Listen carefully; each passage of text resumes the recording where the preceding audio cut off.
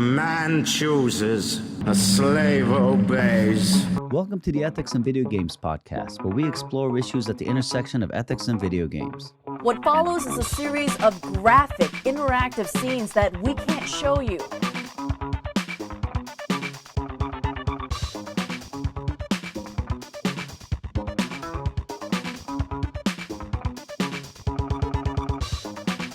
Welcome, everybody. We're here with Sydney Irwin. Sydney is a PhD candidate at the School of Health, Medical, and Applied Sciences at Central Queensland University. She's an Aussie, and you know we love our Aussies. I think you're like our fifth Aussie, maybe? I think so. You guys are been very overrepresented in both games and coolness as far as we're concerned. And we're always looking for more Aussie guests, so come on, bring it. She's currently working on a dissertation exploring the psychological aspects of esports, specifically on trash talk and consumer perspectives. And honestly, guys, I had to ask about consumer perspectives, right? And what Sydney told me is that it meant that trash talk was something that influenced not just the players, but also the fans and the industry workers. And I really have to start, Sydney, with this question about trash talk, industry workers. So these are just people who work in esports. How does trash talk even relate to people who just work in esports? When you are in industry worker in esports, the broad ones that, like, you're a journalist, you work in an esports team, or you work as a tournament organizer. Those are the big broad ones. And then you also have within those sub-facets, such as you work in a tournament organization, but you're also a commentator, whether that be freelance or you're part of the organization itself. And so when you have all these roles, they also evolve around the players and the game and they all just, can participate or be prone to trash talk. Coaches are a good example because in big esports events, the coaches can be standing behind the players on social media. They engage with the fans and other players from other teams and that. And then you also have the commentators who, when you listen to them, they can trash talk players. They can be in interviews with them and put little jabs. And it just shows a lot of rapport. Can I just say that to me, that just sounds so weird. I mean, I can imagine a coach. I'm thinking of my favorite sport is basketball, and I'm thinking, of course, of those dynamics and of a coach yelling at the ref, let's say, and very, very rarely yelling at the other team, right? I mean, coaches really, as at least normal coaches in pro sports, don't tend to yell at the other team, to trash talk the other team, and they can get kicked out. Do coaches ever get kicked out for trash talk in esports? Has that ever happened? I can't think of any at the top of my head, but I wouldn't be surprised if it actually has happened because they're there to help their players and they get in on the adrenaline, on the high. And maybe if the players focus, they just want a round.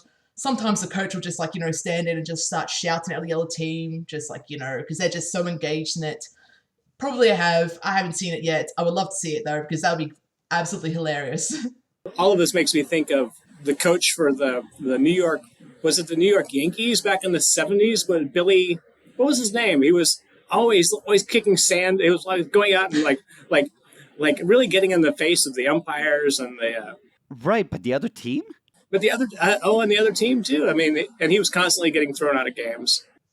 Okay, so it's not like we have no precedence, and certainly in things like boxing, right? You might have a precedence where your promoter might get in the face of the boxer and stuff like that. Yeah.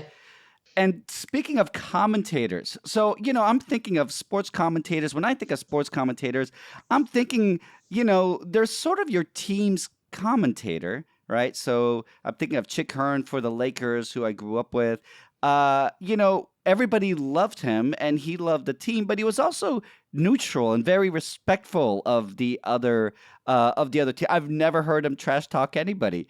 I'm assuming this is different, apparently, in esports. I think it's more of banter in that because a lot of commentators, after big esports tournaments, when the game's over, they'll go out to pubs and bars with the players. They'll all have a bit of a drink. Some of them are friends and that. And so I feel like with that and that rapport, you kind of do want to make like light jabs at your mate, even though they are a professional player, and I feel like there is somewhat of a professional stance in that the banter or the jokes they'll make like during the tournaments, during the game, will be far different to the ones they will be saying at the bars and that. I feel like those ones will be a bit more like, personal, but like, again, they're all good friends and that, all a good laugh. Is there any real communication that happens in trash talk? Is there like, or is it always just to sort of like get under the skin of of the other player or of your opponent? I feel like with trash talk, there are so many different motives and reasons why they do it, because you can even trash talk someone in your own team. Sure. Yeah, it's like when you play a normal video game online with a bunch of random people and you miss a shot and whatnot. Some people will be like harassment. They'll call you, you'll say you suck. But then you get those people who make a light joke. Rocket League. Right. Have you guys played that? Yeah. Oh, yeah. Yeah, you know how you can do those pre-texts, like, GG or sorry and that. Right. If you miss a goal, like, if you're the goalie and you just like, do the miss, you completely miss it and the goal goes in, everyone starts spamming, what a save, what a save, what a save, and that's a form of like, trash talk amongst your own team. Right. So trash talk is really, really varied as far as that goes. And it's really interesting to hear about the commentators. So they're trash talking players who they typically know and are having fun with. They're not trash talking them necessarily the way a competitor might trash talk another competitor to throw them off their game, which really means that we might not be clear about what we're talking about when we're talking about trash talk. Okay, so Sydney, how do you define trash talk? What are we actually talking about? That is such a simple, but yet such a complex question, in all honesty. If you were to just ask me, like, on the spot, like, if I was at a conference and someone say, how do you define trash talk? A very simple one be, it's you're taunting against someone else, usually an opponent and usually in a competitive setting. But then when you think about it, it can be a bit more broad than that. It's not always taunting. It can be there as a form of harassment in severe cases. It can be lighthearted jokes. We've just talked about, it doesn't have to be towards your opponent. It can be commentators. It can be towards your own teammate.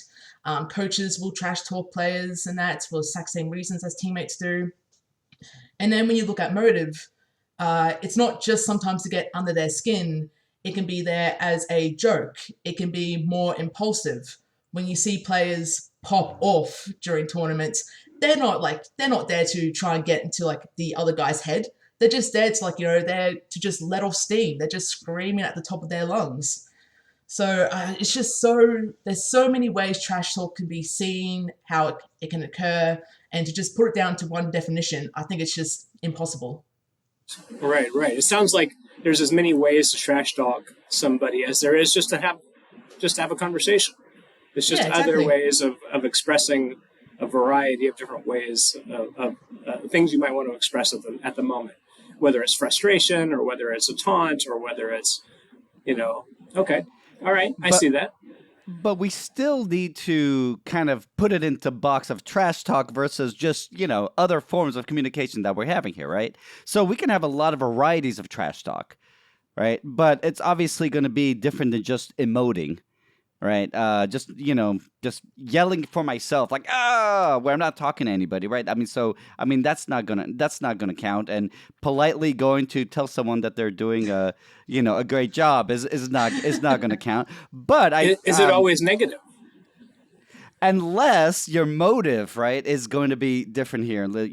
If you're playing psychological games with them, but you're being polite, is that also a form of trash talk?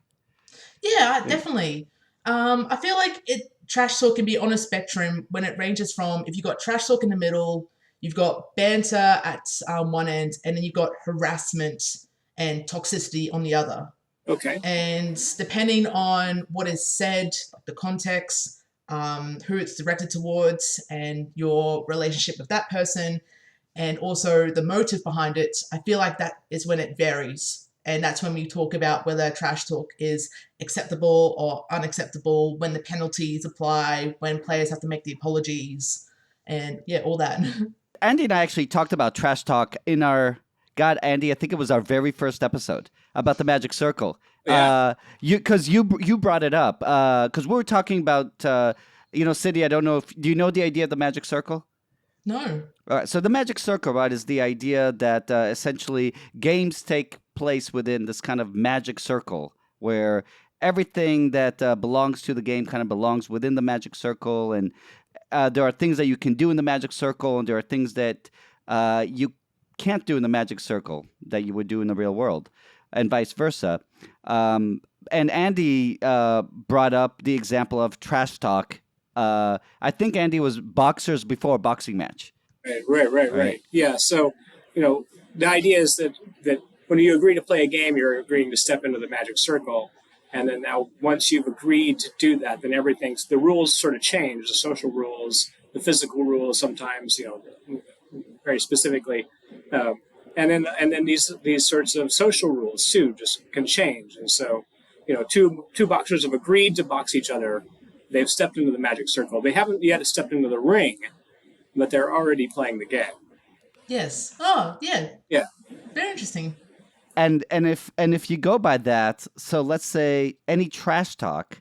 So when boxers are presenting themselves before the match, other Andy's understanding of when the game begins, because I didn't really think about it that way. I thought the game begins when you step into the ring. That's when the game begins. But Andy said, no. The game begins once you kind of agreed the match is on. And that means that trash talk is a part of the game. I'm kind of curious how you took it, Sydney. Do you generally see trash talk as a part of the game? And I know this is probably something that's debated within the esports community. How do you see it? Is it part of the game, or is it kind of a separate aspect to the gaming phenomenon? Trash talk can also occur before the game starts. It can occur after the game after the game finishes and that. And it's depending if you've got like rivalries between teams, it can be ongoing. How you play the match, you trash talk afterwards, then you can have like a player break in which you don't see each other for months. And then when the new season starts up again, you're back at each other's heads, at each other's throats and that.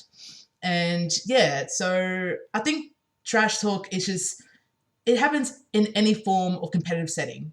When you're playing a backyard cricket match with your family, for a family reunion, you're all going to start trash talking each other. You play an online video game, you're going to start trash talking each other, and that. It's just any form of when there's competition, I reckon there's bound to be trash talk. We've just, my wife and my mom and I have just recently finished watching the Great British Baking Shows again. And it's funny, even in that very, very sweet, very, very supportive, but it's still competitive, and there's still this little bit of trash talk that happens in it. It's always very funny when it happens. Yeah, exactly. And it might be written in by the writing team for a reality show, right? Maybe, yeah, perhaps. Right? Maybe. Sure. I mean, maybe, right? But even if it is, right, it's written in with the appreciation, with the essentially understanding that we appreciate that, and we kind of want that. Okay, so... But we want some trash talk a lot of times because it's fun, but we also think that you could go too far, right? And we've kind of talked about that with the spectrum. And it seems to me, I'm assuming that different subcultures in esports have very different norms about how far you can go with trash talk, about what's appropriate, what's not appropriate. So do you think that norms for what's considered appropriate for trash talk, let's start first about this.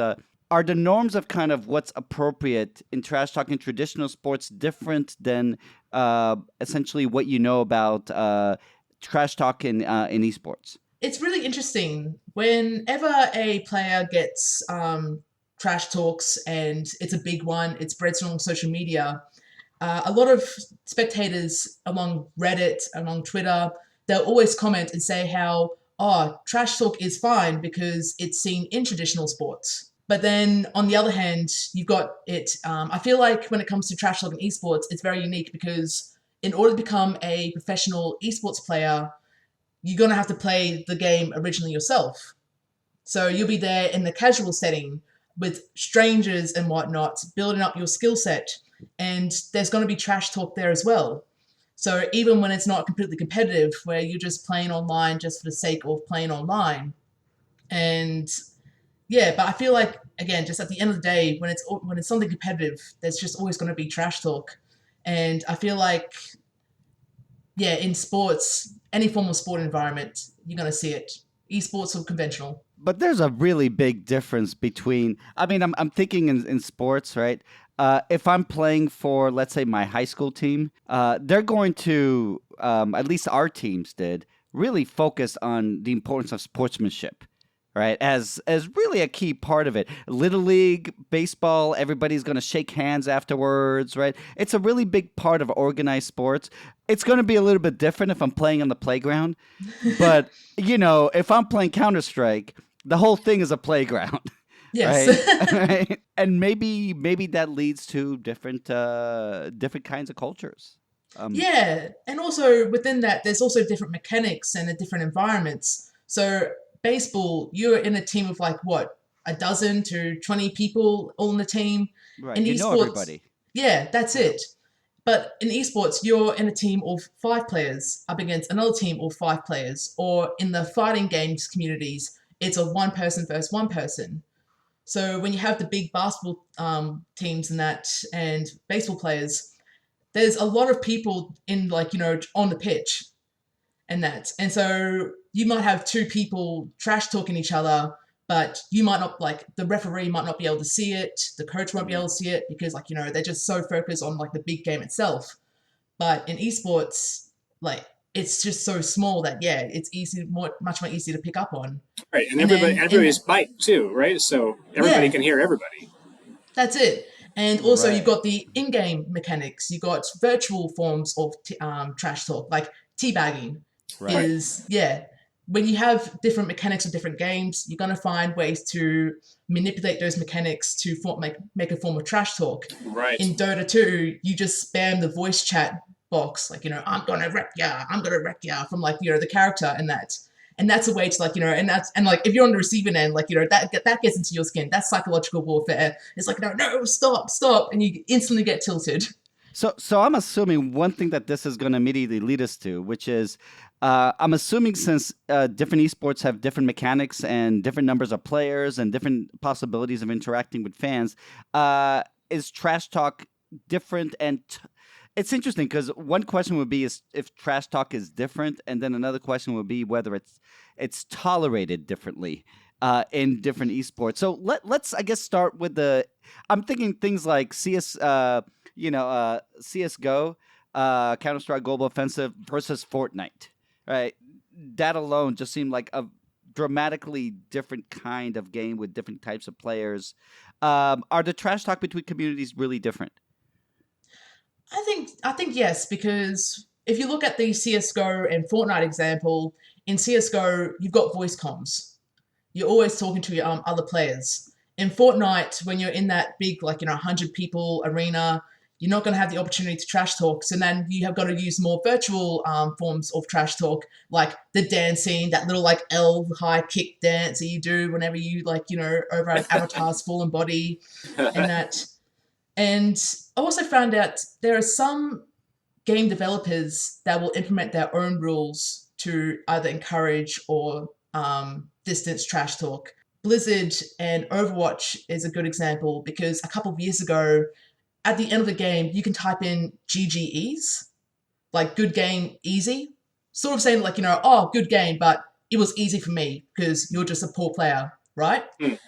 Blizzard, the game developer itself, actually updated the game in which you can no longer type that in the chat. If you type in GGEs and press enter, it comes up with a different message saying hey, you played really well, or hey, hope you have a good day today. So it's there's that forced. Yeah. Do you have any other examples, by the way, of the game companies limiting trash talk in this way? Because I thought that was a really good example. Can you give us a couple more? Maybe not limiting, but also encouraging. EVE Online, that's a game in which it's skullduggery, stealing, and whatnot. It's all encouraged. Right. And so that's just endemic in the social norms of the game. And so with that, you don't get I don't think you get reported as much. So in any other game, at the end of the game, you can report a player, say oh, they were harassing me and whatnot.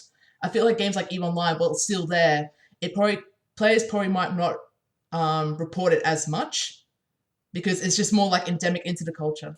And EVE Online is another one of these games that comes up quite a bit in our discussions here. Yeah. Because it's such a very specific, Wild West. Let me ask now about the fans themselves. There are some situations where the fans really think of what counts as trash talk differently than the players do or the league does. Right? When I say the league, I mean I'm assuming it's the company that owns the league. Right? Yeah. When they just have different interpretations of what counts as trash talk itself. It's just so interesting because there's no written rules of trash talk. There's a vague rule of unsportsmanlike conduct. In that case, do not participate in it. But then any form of unsportsmanlike conduct gets reviewed, gets analyzed by the tournament organizer, by the admins, by the referees. There was an interesting case about a month ago in which it was an Apex Legends tournament, and it was a very small tier. So you had the admin / host. He was streaming it through his perspective, and pretty much a player teabagged his own teammate, and Right. yeah, and the guy immediately shut it down. The admin said he was like, "I'm going to disqualify this player, this team, because that goes against sportsmanship." And then in the lobby, in the in-game chat lobby, the professional player stepped in and he goes, "But I'm teabagging my own teammate," and whatnot. To which the admin just like looked at it and goes, "I don't have time to talk about this. It's all about sportsmanship and whatnot." And it just seemed a bit like, I don't know, for me it seems a bit absurd that rule and there's no written rules against teabagging in the tournament. So for him to make that call so drastically, so suddenly, and not review it, yeah, it just seems a bit blasé to me, perplexed. I want to go in a bunch of directions with this, and we have to land very quickly on what is sportsmanship. But before that, can you explain what teabagging is for our audience? Teabagging is when... You've been invited here to explain teabagging. That's really the reason you've been invited here. My supervisor for my PhD project, he didn't know about esports and that before I came along. I had to explain to him what teabagging is, and trying to explain that to a 40-year-old, very conserved gentleman. Yeah, he was a bit like, okay, take him back.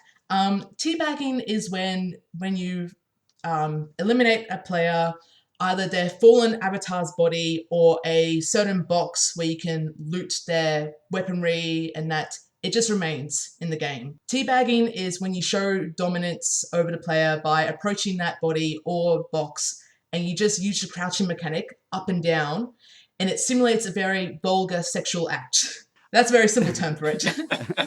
I remember learning about teabagging from a John Waters movie.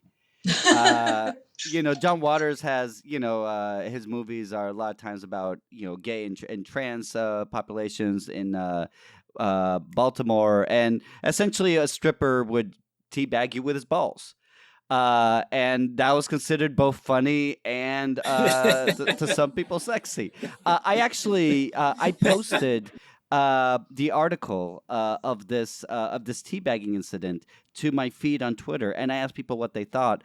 And the first response I got was someone retweeted it and said that this should absolutely not be allowed because it was essentially an act of sexual assault. And I was like, on the one, I was like, sexual assault on a loot box? Yeah, and also just in video games, you're upset about teabagging a loot box in a game which you are killing someone. Yeah, with that guns is also and that. interesting. Yeah, just. Andy, did you want to say anything on this? I don't know. I'm not touching any of that. Okay, so let's get to sportsmanship because it's really interesting. Teabagging is certainly not the kind of thing that you normally expect, when you are thinking about rules for a match, right? Especially not teabagging objects, or your own teammates. But is it unsportsmanlike? We can't talk about that unless we define what sportsmanship is. So how would you define sportsmanship? So I feel like sportsmanship, it's all about respect for not only your opponents, but for the game, for the tournament organizer, and just everything around the competitive setting. With that, there are different, personal values which reflect sportsmanship, such as fairness, sporting integrity, and that. So not following the written rules, but also following the unwritten rules, the social norms, and that. And when there's forms of unsportsmanlike conduct that may slip in, it's knowing when it happens and just knowing what to do what's going to be best and fair for everyone. What are the social norms of sportsmanship in esports? I feel like that varies depending on the actual different games. Again, with Overwatch, you don't say GGEs. In EVE Online, it's a bit more broad of you can't, if you were to steal someone else's equipment in a different game, it might be considered against the social norms, and that you could get reported for that.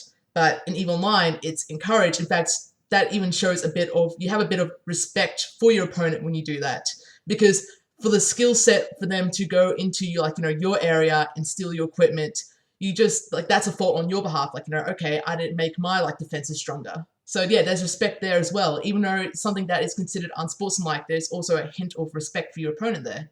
EVE Online, though, is such an outlier, right? Yes. So if we go to let's say we go to more mainstream, I mean, and it's interesting because it's an outlier, and we ended up talking about it a lot because it's an outlier, because it is just such an interesting environment.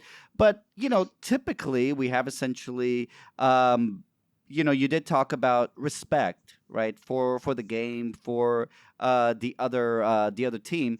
And for the fans, too, right? And for the fans. Yeah. Can you trash talk the fans?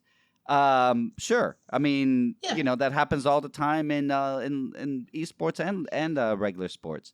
And fans can trash talk the players. There's good old heckling, and that you go to a European soccer match and those crowds will full on chant, Right. some pretty vulgar stuff. But yeah, you just accept it. So is trash talk anti-sportsmanship? Because, I mean, does it show a lack of respect for the game, for the other team, for the referees? I think for me, I don't think it's a sign of, it can be both sportsmanlike and unsportsmanlike, but it doesn't also have to be. I feel like you can trash talk your opponent, but you can also still show respect for them. If you were to look at Rainbow Six Siege, if you were to look at trash talk in that scene, you would notice two things that will always pop up. The professional player Fabian and Canadians, "Why am I so much better than you?" rant that he did about 2 years ago. Google that example. You're going to love it. It's this full-on shout fest that he just calls out on the other team, a specific player in that, Geo. But then he just has this massive shout fest. He's screaming, he's swearing. And at the very end of the game, he gets up and he goes over and he shakes their hands and he gives them hugs. So then there's also respecting that.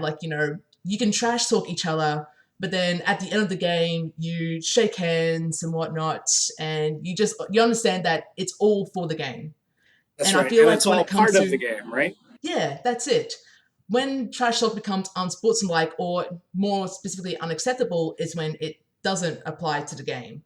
When you are calling out a player based on sex, based on race and whatnot, more personal issues that they've been dealing with, such as mental health and whatnot.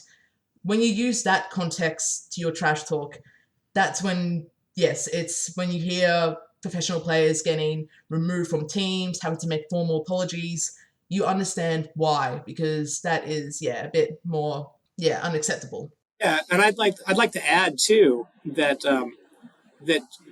if you have Little League, where we have professional baseball players and you have 6-year-olds playing it. We allow the professional baseball players more trash talk than we allow the 6-year-old. It's because we don't want to discourage. It can be discouraging, and we don't want to discourage new players from the game. That's bad for the game. But then you have these esports, and it's not quite so stratified anymore. And you could have new players in the game with experienced players, and and maybe we need to have some sort of way of differentiating, oh, hey, we got a new player here. Let's keep the trash talk to a minimum, just because we don't want to discourage these players from coming back. Yeah, and it's also interesting because when it comes to esports, some professional players, they start their careers when they're 15, 16 years old. So they're still kids. Their brains are still not fully developed in that. And they're trash talking. Meanwhile, you got the 30-year-old, they might be a professional player for 4 years and they're considered a veteran and they trash talk. And then there's this whole discussion of age and whatnot. How yeah, if a young player trash talks very vulgar, you just say, oh, they're young, like, they're still a bit immature. That's a bit acceptable. But then when a 30-year-old might do the exact same thing, people go, oh, well, come on, he's an adult now. He should, like, pull his head in. What strikes me is how it takes a while for communities to develop norms. And I'm thinking of the history of a soccer or football, right? And coming out of like these, codified by these elites in England, that all went to Eton, and are this is a gentleman's sport, originally speaking, right? But they originally kind of create these norms that come out of that.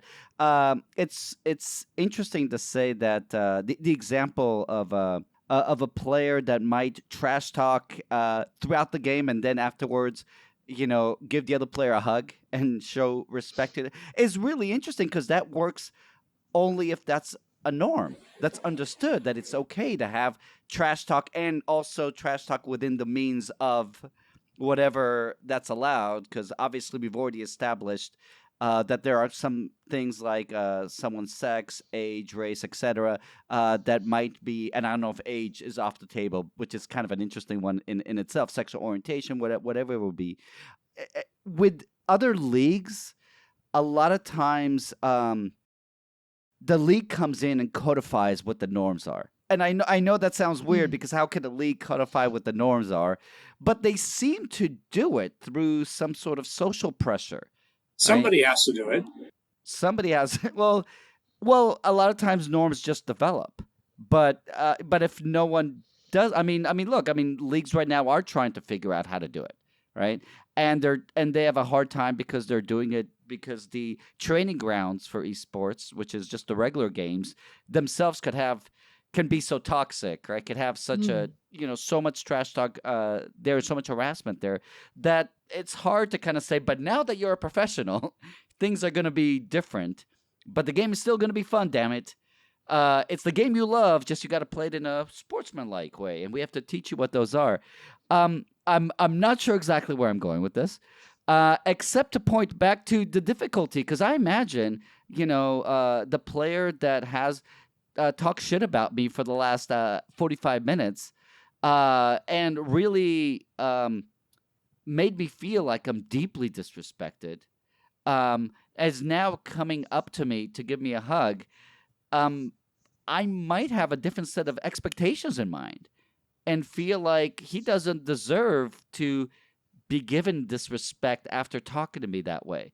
And it's really weird when you don't have kind of a norms that can tell us who's right in assuming how the interaction should go. I feel like it becomes more of the rapport among professional players. Some professional players might have played with each other online in the casual environment because they've seen each other in a lot of tournaments, and that behind, like, there's always this thing how you don't know what the trash talk is like behind the closed doors. So when the players aren't on social media, when they're not on the stage, and that when they're all chilling in the green room, and that what happens there. And so you got to also consider how some players might trash talk each other more brutally, because outside the game, they might be considered somewhat friends, which is a bit interesting because you're you're playing up against each other. You're representing an org. You're trying to compete for this like fame, for glory, for money. And then you're also friends with your opponent afterwards. And sometimes a professional player might be in one team, move to another, but so they've still got their team, like they've still got the other players on the original team that they were playing against. And so with that, they might trash talk more, because it's like, hey, we used to be teammates, now we're rivals. They might trash talk less because depending on how the situation behind they got removed from the team, it might be a bit more like accepting, or they might got booted out, and that. And then when you look at the players themselves, you've also got individual factors, like not just age but cultural differences. Brazilian players might trash talk each other more vulgar, more vulgar. They may be more direct. But then if you put a Brazilian player or a Brazilian team up against a another European one, it might be a bit more confined, because amongst them, like, Brazilians might not know how a certain European team will accept trash talk, because you've also got those endemic factors, those endemic norms as well. So two Australian teams, like, we're a bunch of larrikins. We will just, like, banter and just, like, talk trash to each other to the cows come home. And then up against another team, you don't know how they're going to react. And if you got a complete stranger, then yeah, it's just a bit more blasé. It's interesting. This really kind of reminds me how, because as I was saying earlier about how groups form norms, right? These kind of moral norms. There's so few sports like this that are so international. That this itself is sort of a new phenomenon, right? I mean, when I think of international competition for regular traditional sports, they're mostly so stratified and, very controlled and very rare, right? And that kind of helps overcome cultural differences maybe, but esports, these things seem to be a lot more common. And I guess the players just kind of adjust for that. That's interesting. Yeah, I think you're absolutely right about it. There aren't any other sports in the world probably that are as global at the lowest levels. Which is another reason why esports is so damn interesting. Sydney, I see two kinds of trash talk that to me are really, really different. I wish I could explore them differently. Because I definitely see the one that really seems a lot more anywhere from banter to harassment, but is not really aimed at winning the game. Versus the original trash talk that Andy and I were talking about with the boxing match. The whole point of trash talk was to undermine your opponent. Yeah. Right. So how about we first talk about that? Can you give me any kind of examples of trash talk where in esports where someone is trying to undermine their opponent, whether in the game or before the game? Yeah, definitely. So even before the game, professional players will trash talk on social media. They might be like having a pre-game interview on the stage and the interview would be like, so how are you feeling about today's game? Put the microphone against the player, they'd be like, I'm feeling very confident because the other team just sucks. And then like in the other team, they're setting up their equipment on stage. They can hear this. Right. Oh, yeah. And so then they get their chance. Like, one of the players will go up to them, like, you think we suck? And then like they'll say their like little jab back. And then during the game, players might be, depending on the environment, whether it's on a stage in which they can verbally shout to each other or if they're in the glass booths, they might do more like, non-verbal form of trash talk, hand gestures. They might try to like pull the bird at the other person. And yeah, it's all, and for that stage, it might be just to distract them, right, or to get into their skin, to get them tilted, to get them like, more angry and lose focus. Mm-hmm. So yeah, with that, there's so many various ways that trash talk, like the various motives and reasons why players do it. Now, obviously, the things that would really get in their head the most and piss them off the most are the things that we also come closest to where we draw moral lines on. Yes. So let's now talk about some of those moral lines. First of all, race, ethnicity, nationality. How did those come into play? What sort of stuff do people hear in trash talk, and what sort of norms exist about what can and can't be done? It depends on, if you're going to trash talk a player, it'd be acceptable if you trash talk only on their skill set of the game. If you say, "Oh, you suck," or "Wow, that was a poor move," and that a good one is when there was a CS:GO match, a very renowned player, a guy called Simple. He's very well known for BMing and the fact that he will knife an opponent. So that's a very high skill set to be able to like not shoot your enemy from afar, to be able to like sneak up behind them, like stab them, and that's a form of like trash talk, and that can also get you tilted. Just like, this guy managed to like creep up on me. There was a humiliating. Incident. Yes. Yeah. That's another move why people trash talk, to humiliate the other one. Right. So there was this case, I think it was about 2 years ago, in which he was about to knife an opponent, but then the opponent turned around, saw him, and just like shot him and eliminated him. And that move cost Simple's team the game, because it allowed the other team to get that round and then get enough like economy to buy better armory, better weapons and they win the game. To which, at the very end, when the other Team Liquid won, American player Stewie just shouted, "Yeah, keep knifing simple. We like that." So yeah, when it comes to that context, that's for me. That's fine. That's acceptable trash talk. Right. If Stewie was to turn around and make fun of Simple on the fact that he's Ukrainian, and that can be a bit more like of a iffy mark. That's when an admin or a tournament organizer can come in, and when rules and that got to be implemented, penalties, whether an apology has to be given. So is it that simple? Keep No track. pun intended. That's the same rules for that's honestly the same rules for complimenting a stranger. You can compliment them on choices that they have made, but you can't compliment them on things that they don't have any control over. Like their nationality, their race, their gender, any of these things are, if somebody came to me and said, "I really like the color of your skin," that would be weird and creepy. Though I am thinking about playground trash talk where you make fun of how the person looks. I mean, that's part of traditional both playground and plenty of professional sports have made fun of the way people look. Notice that's not a skill set. But if it's choice, if it's this person has come onto the field and they've done something crazy to their hair.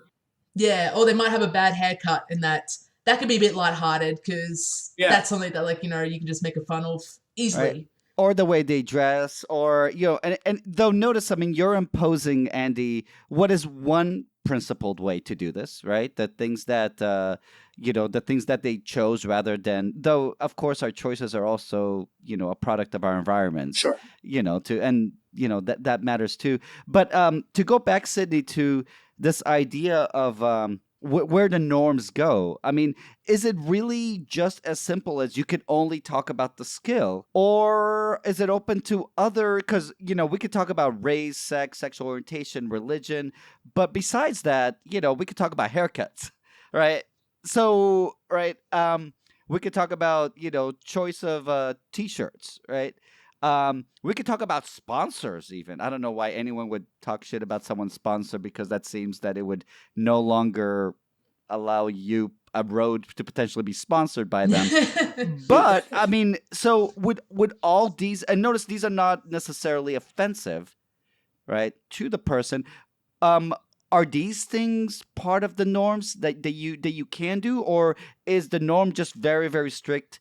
It's all about the skill, and it's interesting because it's all about the skill of the player. Why shouldn't I be able to teabag you? Yeah, I feel like every single case or incident of trash talk has to be treated differently. I don't think there's going to be a single way of all forms of personal attacks on the player are bad, because you can make fun of someone's haircut. If you got different cultures and whatnot, I'm pretty sure the Brazilians would make fun of different areas of Brazil, Spain, and whatnot they come from, because that's part of their culture. And so when you have all these variables, it's going to be very hard to say all these forms of trash talk are okay, all these forms of trash talk are not.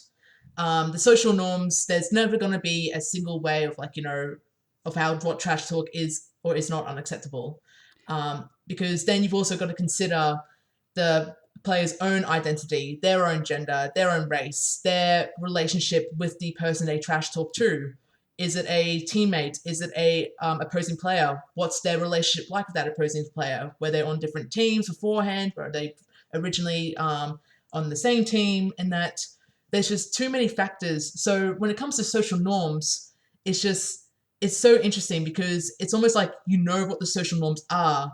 When it goes too far, but then when you have to try and sit down and explain it, it just becomes too broad. This is part of the problem with ethics itself, and this is why the idea of esports as a global meetup is just so interesting, because you're taking all these. A lot of times, the answers come from our social norms, and when we have cultures that are morally complex cultures that are not, just hyper traditional cultures where everybody agrees on what the norms are, we get people with very different ideas about what the moral norms are, and when we hike this up to a global context, we have lots and lots and lots of ideas, and it is hard to come up with a shared, code. However, of course, sports are aware of this, and sports draw their own code of ethics, right? So it seems easy enough for, let's say, a company. Remind me who owns Counter Strike? Valve. Valve. Okay, so Valve can just say, okay, well, here's our code of ethics of sportsmanship. If you're gonna, play in, in a match that is a professional match, and it's interesting how this could be. If this would be a professional match on a certain level or an international match or whatever this would be, would this apply differently to regional versus, global? But can't they say, here's our code of ethics, and the code of ethics is going to be this, this, and this. And essentially, let's say we're going to make our code of ethics what you guys said earlier, which is you can only talk about the player skill. You can't talk about anything else. What would we be missing if Valve did that, if anything at all? I feel like you could also just be missing trash talk in general, because there are some players, when there's discussion of whether a player will trash talk or not, they might have that bit of a fear of like, if I am going to make this, like they might have a good joke, and in their mind they know it's a joke, but then they might take a bit of a backward stance, like, hang on, like what happens if that player doesn't see it as a joke? What if the admin doesn't see it as a joke? What if my organization that I'm representing doesn't take it as a joke? And so they might not trash talk, they might not engage in it because of that fear of the repercussions. That's really interesting, because it also makes me think about how much of to be an esport player and to actually make money from it can also involve sponsorship and followers, and being able to tell a joke can really be a big thing because the fan will like you. And that could really help your career in some really important ways. I mean, raise your profiles is really important there, and you're raising your profile a lot of times because you've made the game more enjoyable. Yeah. To the fans. At the same time, if there was a code of ethics that was super strict like that, wouldn't that at least take out some of that ambiguity that you were talking about? Maybe, but I feel like also just when you have these broad norms, or you might have an up and coming player who might not be as familiar with the social norms, and that they might be a very outgoing, charismatic person, but then in the game they might not engage that much in trash talk, out of the fear of what could happen, how their organization is going to see it. And if you're going to have these full-on strict written rules of what trash talk is and what it isn't, it might also be hard because, again, there's certain various contexts, and that it's just so, yeah. I don't think there should be written rules specifically about trash talk. You can have the open rule of unsportsmanlike conduct, and that any forms of unsportsmanlike conduct or anything that is considered unsportsmanlike conduct should be reviewed by not just a player, it should be reviewed by their team, by the tournament organizers themselves and their admins. I think those guys should all get together and have a discussion of, okay, what was your reason behind this trash talk? And the player can say I did it for this reason. And then they can ask the opponent how they felt. When it's unsportsmanlike, you mean? Or when the discussion of whether it is or is not unsportsmanlike. Yeah, though who gets to decide when trash talk has gone, into that place?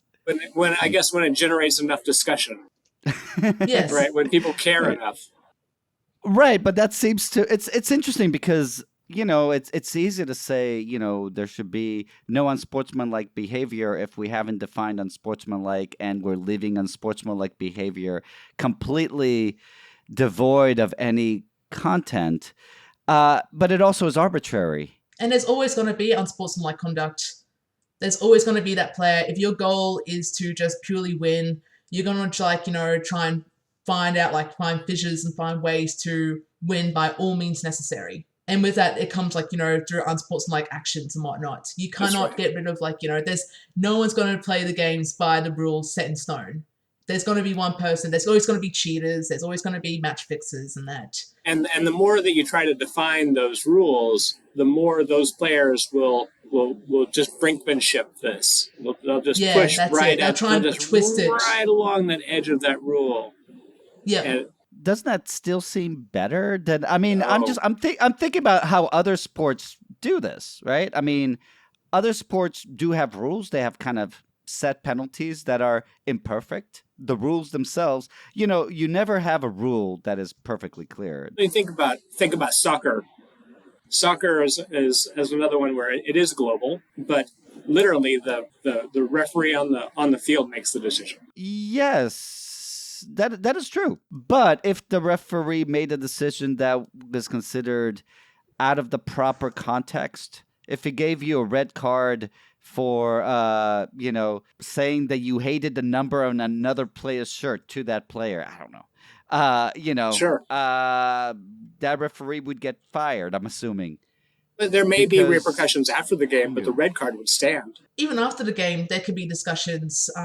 Those players, not. those teams can go up to the ref, can go up to the admins and say, "Hey, we feel like we didn't deserve this red card, or we feel like we didn't deserve this penalty," and that. Right. And then there's comes to they might do video replays, they might watch the VODs and that, and then they might either stand down, they say no, you definitely deserve that red card, or they might make the formal statement saying, okay, we're going to retract this penalty, we're going to retract this red card, and we apologize to that player, we apologize to that team. Because referees and that, we're all human, we make mistakes. One thing that's interesting with esports is that ultimately the esport is tied to a brand. With FIFA, that brand is FIFA with or it might be the NBA, or in this case that brand is the company that owns the game. How much interest do companies themselves take in regulating trash talk? That varies amongst the different gaming developers, I reckon. Blizzard, again, Overwatch, they do rule it not like an iron fist, but they very much have a high involvement in the rules and how the league is set up and how the players are to represent themselves. Valve almost take a standoffish approach, because the CS:GO scene is almost like an open circuit in which you have various tournament organizers. You've got Blast, you've got ESL and whatnot. They all run their different tournaments, their different leagues, and that. And I feel like Valve don't engage that much, only in very serious instances. So when there are players that are caught match fixing, caught cheating and whatnot, and when tournament organizers are struggling to set certain rules and penalties, Valve, that's when they step in. They say okay, we reckon you guys should take this approach. And League of Legends, Riot, they're another one that they'll have a bit more of a stance, or they have a bit more involved in their esports leagues, both in League of Legends and Valorant. And yeah, so each gaming developer has a different approach, which is very interesting as well. Yeah, I think as a developer, I would be very involved in it. My go-to would be to try to be as involved as possible in the creating of that culture. I feel like a good analogy, there's an esports journalist, Richard Lewis, when he talks about Valve and their involvement with the CSGO esports scene, he compared it to that the tournament organizers are kids in a sandbox, and Valve is the parent. So the parent goes back inside, they're making a cup of tea, they're watching out from the kitchen window, and all the tournament organizers are the kids in the sandbox and whatnot, and they're just playing with the toys. And say if you have the big bully kid, they might come in and go no, all these toys are mine, I deserve all this. That's when Valve, the parent figure, might come out and go no, we're going to have these rules, and then they go back to the kitchen, right? Yeah, that seems like a good way to do it. All right, Sydney. So one last question for you. What do you want to leave us with? What do you want our listeners to keep in mind when it comes to trash talk? I think when it comes to trash talk, when you look at, you can't really define trash talk based on one definition. There are too many ways it can be seen, it can be acted. There are too many various motives on the reasons why players do or do not trash talk. And so with that, when it comes to talking about the acceptability or unacceptability, whether it's sportsmanship or unsportsmanlike, it's far too broad. You have to look at each individual case or incident of trash talk, and then as a community, you reflect on the social norms, you reflect on the norms of the tournament itself, and with that, you come to discussion of whether it was acceptable or unacceptable. All right, Sydney Irwin, thank you so much. Thanks for having me, guys. Yeah, of All course. right, play nice, everybody. You can subscribe and listen to all of our episodes wherever you listen to podcasts.